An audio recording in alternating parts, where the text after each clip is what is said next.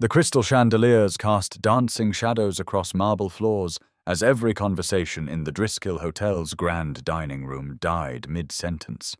47 of Austin's elite sat frozen, forks suspended, champagne glasses trembling in manicured hands, as Carter Reynolds, the city's most untouchable CEO, dropped to one knee before the quiet librarian they'd spent 3 weeks dismissing.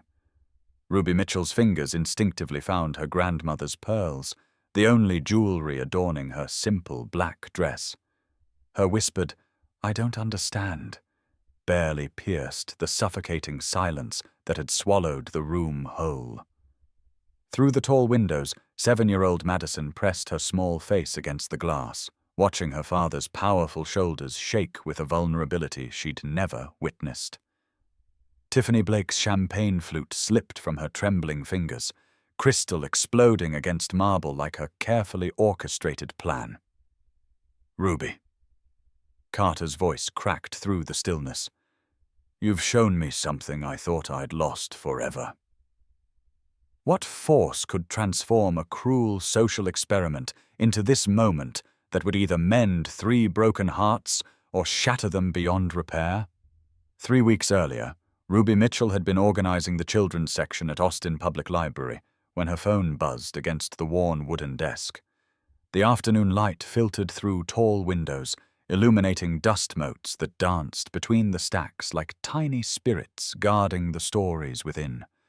She'd been cataloging new arrivals, her careful handwriting filling inventory sheets with the methodical precision that had always been her refuge from uncertainty. The caller ID showed Tiffany Blake's name, and Ruby's stomach immediately clenched with that familiar cocktail of dread and resignation that accompanied interactions with Austin's social elite. Tiffany belonged to that pristine world of country club lunches and charity galas where Ruby felt like an intruder wearing borrowed clothes, never quite matching the effortless elegance that money and breeding seemed to produce so naturally. Their paths crossed only because Ruby tutored Tiffany's 12-year-old daughter twice a week, an arrangement that paid well enough to justify the uncomfortable dynamics but never quite erased the underlying tension. The phone continued its insistent buzzing, drowning out the gentle whispers of afternoon readers browsing between the stacks, and Ruby knew from experience that ignoring Tiffany's calls only made the eventual conversation more unpleasant. "Ruby, darling." Tiffany's voice dripped through the phone with that particular brand of sweetness that always preceded trouble, like sugar-coating poison to make it more palatable. "I have the most wonderful opportunity for you. There's this absolutely charming man I simply must introduce you to. He's successful, handsome, and completely single. A CEO, actually, with the most adorable little daughter who could use someone with your educational background." Ruby's pen froze above the inventory sheet she'd been completing, her mind immediately suspicious of any gesture from Tiffany that seemed too generous, too convenient, too perfectly designed to benefit someone like Ruby, who usually existed on the periphery of Tiffany's carefully curated social circle. Ruby could hear the barely contained excitement bubbling beneath Tiffany's practiced tone, the kind of anticipatory glee that suggested this wasn't about Ruby's happiness at all, but rather some elaborate game whose rules Ruby didn't understand but was apparently expected to play anyway. The silence stretched between them as Ruby struggled to find polite words for declining what felt increasingly like a trap disguised as kindness. But loneliness had been Ruby's constant companion for so long. Quiet evenings with books and chamomile tea, weekends spent grading papers and reorganizing her small apartment, that even a suspicious opportunity felt better than the endless cycle of solitude that had become her default existence. "I don't know, Tiffany," Ruby murmured into the phone, watching a young mother guide her toddler toward the picture book collection with the kind of patient tenderness that made Ruby's chest ache with longing she rarely allowed herself to acknowledge. "Blind dates aren't really my thing. I'm not very good at that whole social scene." The understatement felt both honest and inadequate. Ruby had always been more comfortable with books than people, more fluent in literary analysis than small talk, more at home in libraries than restaurants where she couldn't pronounce half the items on the menu and felt perpetually underdressed despite her best efforts. Tiffany's laugh tinkled through the phone like expensive wind chimes, artificial and perfectly tuned to convey just the right amount of condescending amusement. "Nonsense, sweetie. You spend entirely too much time buried in those dusty books, living vicariously through fictional characters instead of creating your own love story. This man specifically requested someone authentic, someone real, someone who hasn't been spoiled by too much attention or success. I told him you'd be absolutely perfect for what he needs."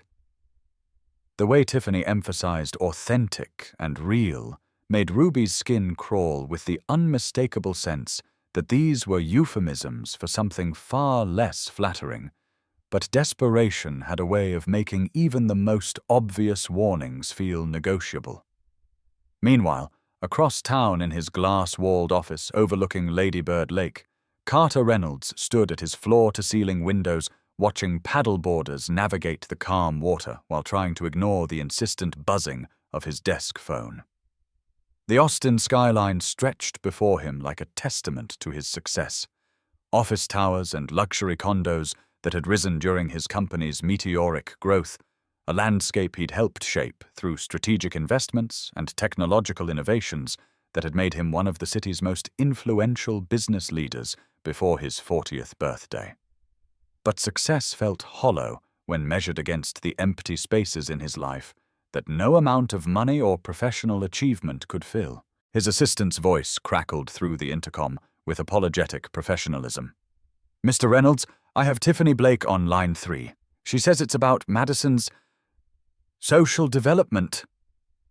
Carter's jaw clenched automatically at the mention of Tiffany's name, his reflection in the window glass showing the kind of weariness that came from being constantly pursued by people who saw his wealth and status as solutions to their own ambitions. The parade of perfectly coiffed women seeking to become Mrs. Reynolds had exhausted him over the past 3 years, each one more interested in his portfolio than his daughter's bedtime stories, more focused on the lifestyle he could provide than the healing his small family desperately needed. He reluctantly picked up the phone, immediately regretting the decision, as Tiffany's voice filled his office space with sickeningly sweet insistence about this perfect woman she'd discovered who would be absolutely ideal for both him and Madison. "She's different, Carter. Not like the others at all," Tiffany continued with that conspiratorial tone that always made his skin crawl, as if they were co-conspirators in some elaborate social engineering project. "Ruby's a librarian, very down-to-earth, very nurturing. She tutors children, so she'd be wonderful with Madison. And honestly, darling, she could use someone like you in her life. She's rather plain, but sweet. Not threatening at all to someone in your position." Carter's free hand clenched into a fist as Tiffany's words painted a picture of charity case rather than potential partner, reducing this unknown woman to a collection of deficiencies that apparently made her suitable for his attention. He'd learned to recognize the signs of social engineering, the way certain women in his circle positioned themselves as saviors while treating others as projects or stepping stones to their own elevation. The casual cruelty in Tiffany's assessment made him want to hang up immediately. But Madison had been struggling academically and emotionally since her mother's death 3 years ago, and his attempts to hire tutors and therapists had failed miserably when faced with his daughter's grief-fueled resistance to anyone trying to fill the maternal void. "Look, Carter," Tiffany pressed on, sensing his hesitation and moving in for the kill with the predatory instinct that made her so successful at charity fundraising. "Madison needs stability, needs a feminine influence who understands children's needs. And Ruby needs to see what's possible when someone of your caliber takes an interest. It's really a kindness to both of you. One dinner, somewhere public and appropriate. What's the worst that could happen?" Her logic was manipulative, but not entirely wrong. Madison did need help, and if this Ruby Mitchell genuinely understood children and could succeed where expensive professionals had failed, perhaps he could endure whatever social experiment Tiffany had orchestrated for her own entertainment. "One dinner, Tiffany, that's all," Carter found himself saying, his reflection in the window glass looking older than his 38 years, carved with lines that spoke of sleepless nights and parental fears that no amount of business success could alleviate. The weight of single parenthood had transformed him from confident CEO to anxious father, questioning every decision, second-guessing every interaction with his daughter, who grew more withdrawn with each passing month.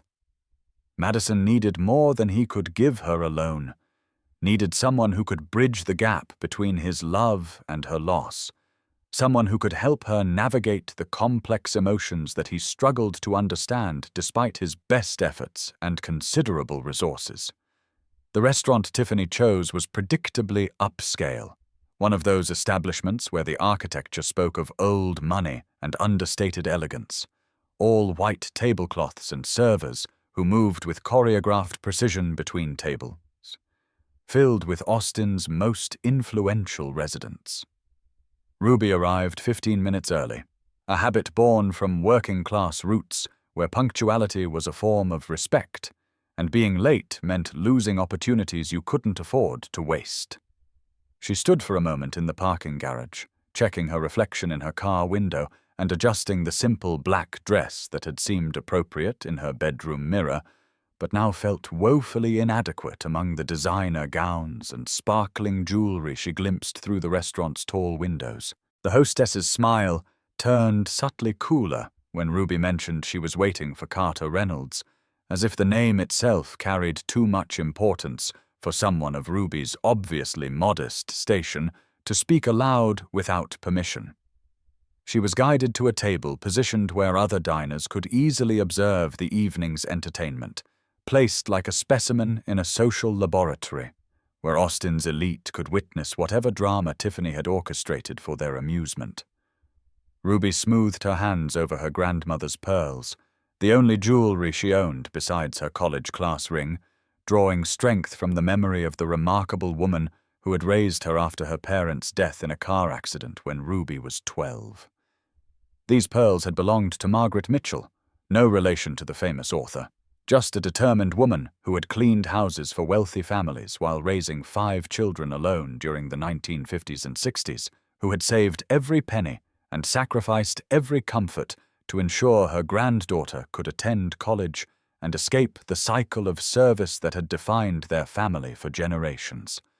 Wearing them tonight felt like carrying ancestral strength into enemy territory, a tangible reminder that worth couldn't be measured by bank statements or zip codes, that dignity came from character rather than circumstances. The weight of them against her throat steadied her nerves as she watched Austin's elite glide past her table, their conversations a symphony of name-dropping and social positioning that felt like a foreign language designed to exclude anyone who hadn't been born fluent in privilege. Carter arrived precisely on time, his charcoal suit impeccably tailored, but his expression guarded in a way that suggested this evening represented duty rather than pleasure, another obligation in a life filled with performances required to maintain his position in Austin's complex social hierarchy.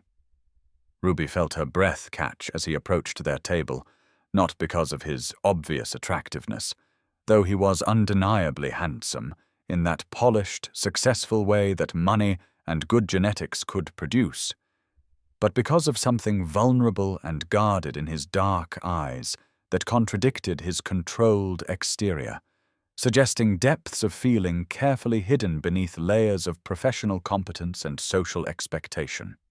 He moved like a man carrying invisible weight, shoulders squared against burdens that money couldn't lift and success couldn't ease, and when he reached her table, his surprise was unmistakable. A flicker of confusion, followed by something that might have been relief, as if he'd been bracing himself for something far worse than the reality of Ruby Mitchell sitting quietly with her hands folded and her expression openly curious rather than calculating.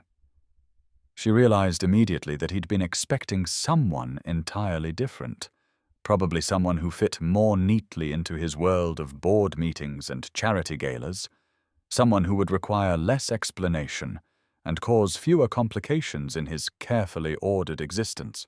"Ruby Mitchell?"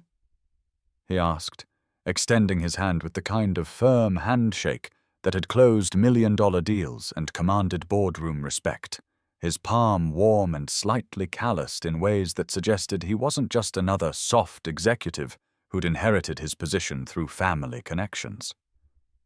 "Carter Reynolds, I have to admit, you're not quite what I expected." His honesty caught her off guard, as did the gentle smile that transformed his serious features from merely handsome to genuinely appealing, the kind of expression that suggested he was capable of warmth beneath the professional polish that his position required him to maintain in most social interactions. Ruby had prepared herself for polite condescension or barely concealed disappointment, for the kind of careful courtesy that wealthy people used to navigate interactions with their social inferiors without causing offense or creating scenes.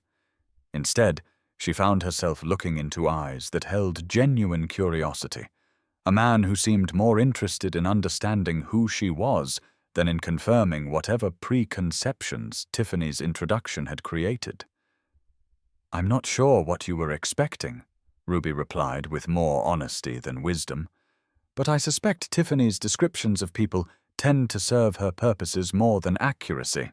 The conversation that followed flowed with surprising ease, covering everything from childhood favorite books to the challenges of raising children in an increasingly complex world where technology competed with human connection for attention and influence.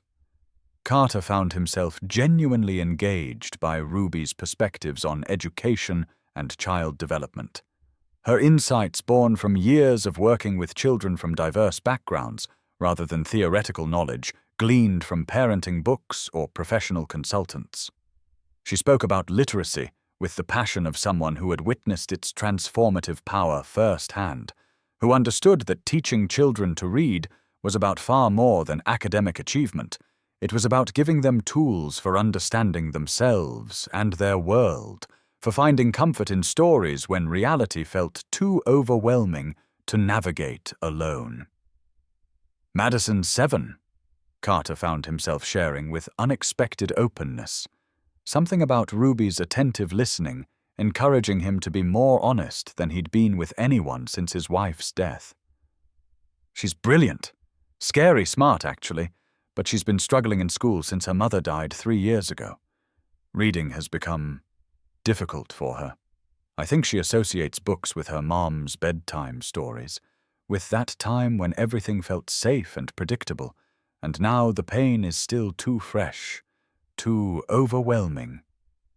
His voice caught slightly as he spoke about his daughter's struggles, the helplessness he felt when facing grief that all his resources and connections couldn't fix or ease. Ruby's expression softened with understanding rather than pity, her fingers absently touching those pearls as if drawing strength from some invisible source of wisdom passed down through generations of strong women who had survived their own losses and helped others do the same. "Grief affects learning in complex ways that most people don't understand," she said quietly, her voice carrying the authority of experience rather than textbook knowledge, speaking from a place of personal understanding that came from her own childhood trauma. "Sometimes children reject the things they associate with loss because the emotions feel too overwhelming, too dangerous to risk experiencing again. But with patience and the right approach, reading can become healing instead of painful, a way to process feelings that are too big for words." Her words carried weight that went beyond professional training, and Carter found himself leaning forward across the small table, genuinely interested in what she might suggest, hungry for any insight that might help him reach his daughter, who seemed to be drifting further away despite his desperate attempts to hold their small family together.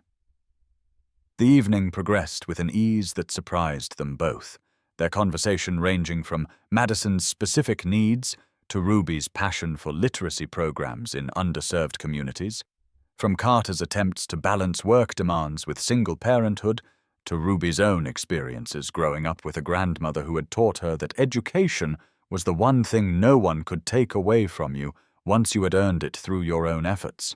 Carter learned that Ruby had graduated summa cum laude from UT Austin after starting her college career at Harvard on a full academic scholarship, a fact she mentioned only when he asked directly about her educational background, without fanfare or false modesty, but also without the kind of pride that might have been expected from someone who had achieved such academic distinction. She had returned to Texas during her sophomore year to care for her grandmother during a lengthy illness that eventually claimed the remarkable woman who had raised her, finishing her degree while working part-time at the library that had eventually become her professional home and personal sanctuary. There was no bitterness in her voice as she described sacrificing Ivy League opportunities for family obligations, only quiet pride in choices made with love rather than ambition, decisions guided by loyalty rather than career advancement or social climbing. Carter found himself admiring this woman who had chosen duty over glory, understanding the weight of such decisions in ways that surprised him.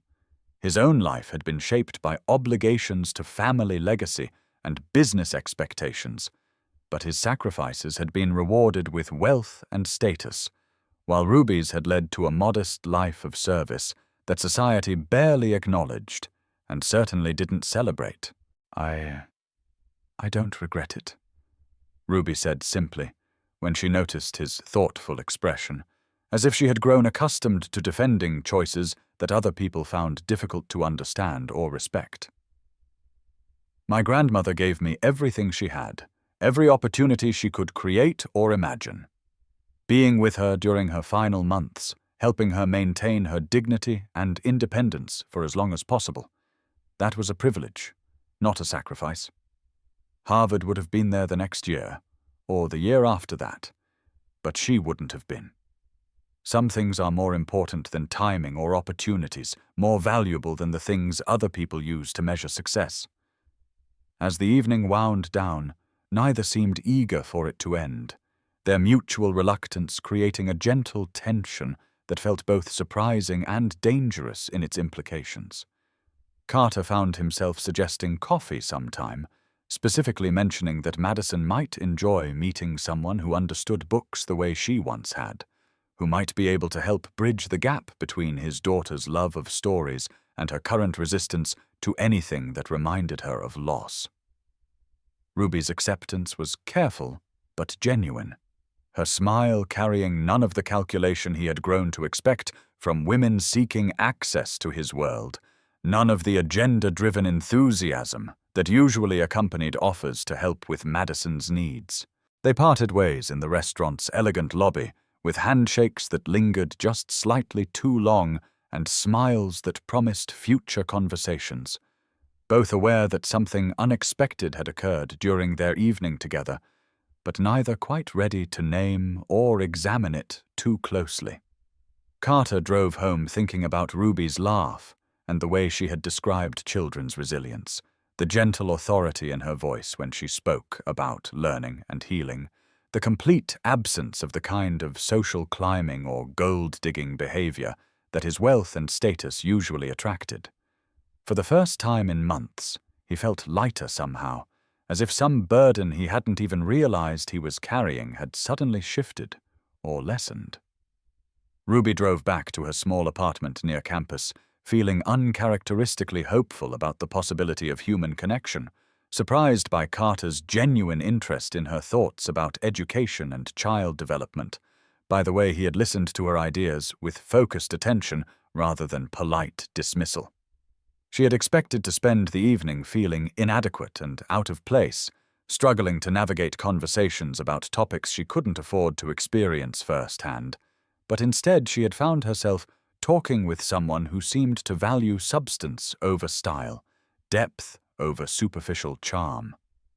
The evening had felt less like a blind date and more like a meeting of minds, two people discovering unexpected common ground in their commitment to a child's well-being.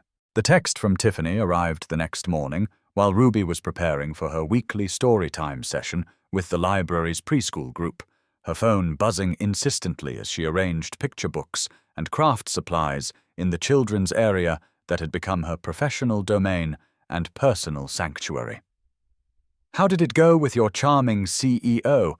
I'm sure you had a lovely evening getting a glimpse into his world. Did he appreciate what you have to offer?"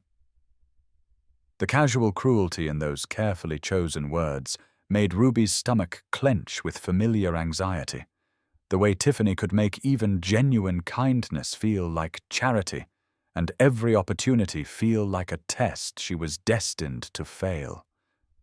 Ruby stared at the message for several minutes, trying to decode the layers of manipulation and social positioning that seemed to underlie every interaction with Tiffany, wondering what game she was playing and what role Ruby was expected to fill in whatever drama was unfolding in Austin's interconnected social circles. She responded simply that they had enjoyed a nice dinner and might meet for coffee, unwilling to give Tiffany ammunition for whatever social experiment she was conducting, but also reluctant to close the door on something that had felt genuinely promising and rare in her experience of human connection. The phone buzzed again immediately. "Wonderful, darling. I'm sure he'll be calling soon with all sorts of opportunities. Just remember to stay grounded about what this really represents." Carter did call, but not for the reasons Tiffany anticipated, his voice carrying stress and parental desperation when he reached Ruby the following Tuesday afternoon while she was helping elementary school children with their homework in the library's tutoring program. "I know this is presumptuous, and please feel free to say no if it's too much to ask," he began, with the kind of careful politeness that came from a man unaccustomed to asking for help. "But Madison is having another difficult day with her reading assignments, and she's refusing to work with me or her regular tutor. I keep thinking about what you said about grief and learning, and I wonder, would you consider coming over to help? I'll pay your full tutoring rate, of course, plus travel time. I just think she might respond better to someone who understands that books can be friends rather than enemies." Ruby's heart squeezed at the vulnerability in his voice, the way this powerful, successful man was willing to humble himself and reach out to a virtual stranger for his daughter's sake, putting aside pride and social expectations in favor of desperate parental love that would try anything to reach a child who was drowning in grief she couldn't process or express in ways adults could understand. She agreed without hesitation, gathering a selection of books she thought might help bridge the gap between Madison's love of stories and her current association of reading with loss, choosing titles that dealt with themes of healing and hope without being preachy or obvious in their therapeutic intent. The drive to Carter's house in Westlake Hills took Ruby through neighborhoods where she had cleaned houses during college, past gates and manicured lawns that represented a world she had observed but never inhabited as anything more than hired help whose presence was tolerated as long as she remained invisible and efficient. His home was impressive, but not ostentatious. A modern ranch-style house with floor-to-ceiling windows that invited the Texas hill country inside, creating a sense of openness and connection with the natural world that felt welcoming rather than intimidating, despite the obvious expense of its clean lines and carefully chosen furnishings. Madison met them at the door with the kind of intense scrutiny that only children could manage, her dark eyes, so like her father's, taking in Ruby's simple jeans and cardigan with the calculating assessment of someone who had learned to protect herself by quickly categorizing the adults who entered her world as either genuine allies or potential threats. She was a miniature version of Carter, all serious expression and guarded posture, her hair escaping from what had probably started as a neat ponytail, but now looked like evidence of a day spent in frustration and resistance to anyone trying to make her do things that felt impossible or painful. "Dad says you know about books," Madison said without preamble, her small arms crossed defensively across her chest, in a posture that spoke of too many encounters with well-meaning adults who had tried to fix her grief through therapeutic techniques that felt intrusive and artificial. There was challenge in her voice, but also hope carefully hidden beneath layers of protective cynicism that seemed far too sophisticated for a 7-year-old, but perfectly reasonable for a child who had learned that the adults in her life could disappear without warning, leaving behind only memories and pain that no one seemed to understand or know how to heal or to. I do, Ruby replied simply, immediately kneeling to Madison's eye level in a gesture that shifted the power dynamic from adult over child to person meeting person, recognizing that this little girl deserved to be treated as an individual with valid feelings rather than a problem to be solved through professional intervention. But more importantly, I know that sometimes books can hurt when they remind us of people we miss very much. Sometimes stories make us feel sad instead of happy, even when they used to be our favorite things in the whole world. Would you like to tell me about that? Madison's carefully constructed composure cracked slightly, her lower lip trembling as she glanced toward her father for permission to share the difficult truths that most adults seemed determined to fix, rather than simply acknowledge and honor. Carter nodded encouragingly from where he stood in the doorway between kitchen and living room, his expression equal parts hope and terror as he watched his daughter prepare to trust another stranger with the grief that had been eating away at their family for 3 long years.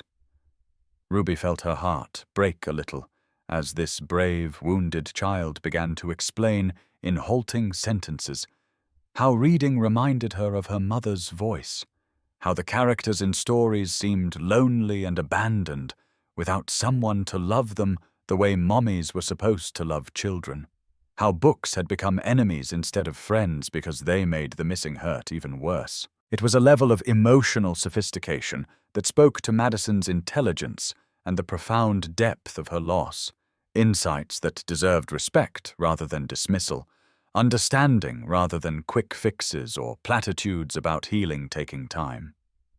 Ruby spent the next 2 hours working with Madison not by forcing reading, but by exploring stories through art and conversation, helping the little girl reconnect with narrative joy without the pressure of performance or the expectation of immediate improvement that had characterized previous therapeutic interventions. They drew pictures of story settings and characters, talked about how solitude could be peaceful rather than frightening, how friendship could exist even when physical presence was impossible, how love continued even after death in ways that made stories bridges to connection rather than reminders of separation. Carter watched from the kitchen doorway. Ostensibly making coffee, he forgot to drink while marveling at Ruby's intuitive understanding of his daughter's needs. Her ability to meet Madison exactly where she was emotionally without trying to rush her toward some predetermined destination of healing or acceptance. There was no dramatic breakthrough during that first session, no miraculous transformation that would make a good story for dinner party conversations. Just patient, methodical work that honored Madison's grief while gently coaxing her back toward the stories that had once brought her comfort and joy before loss made them feel dangerous and painful. By the end of their time together, Madison was reading a full page without tears, her small voice growing stronger and more confident with each paragraph as she rediscovered the pleasure of bringing characters to life through her own interpretation and expression. The change was subtle, but unmistakable. Shoulders that relaxed slightly, eyes that brightened with interest rather than dulling with resistance, a smile that appeared spontaneously when she successfully navigated a difficult passage rather than being forced for the benefit of watching adults who needed reassurance that their efforts were working. "She's remarkable," Ruby said quietly as Madison ran upstairs to show her father the drawings they had created together during their session. Illustrations that captured not just story scenes, but emotional landscapes of hope and healing that had emerged through their shared exploration of narrative possibilities.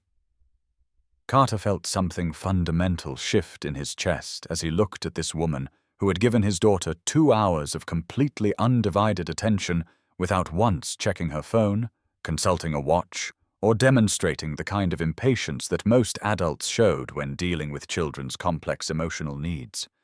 Ruby's hair had escaped its careful arrangement during their floor-sitting book-sharing session, and there was marker residue on her sleeve from Madison's enthusiastic illustrations. But she looked more genuinely beautiful than any woman he had encountered in Austin's social circles or professional networks. "Thank you," Carter said simply, the words carrying weight that went far beyond professional gratitude or polite acknowledgement of services rendered, speaking from a place of parental relief and recognition that was deeper than any business transaction or social obligation. Madison hasn't smiled like that, hasn't been excited about stories since... He couldn't finish the sentence. The words stuck somewhere between his throat and his heart. But Ruby understood anyway, her expression soft with the kind of shared recognition that came from personal experience with loss and the long, complicated process of learning to live alongside grief rather than being consumed by it.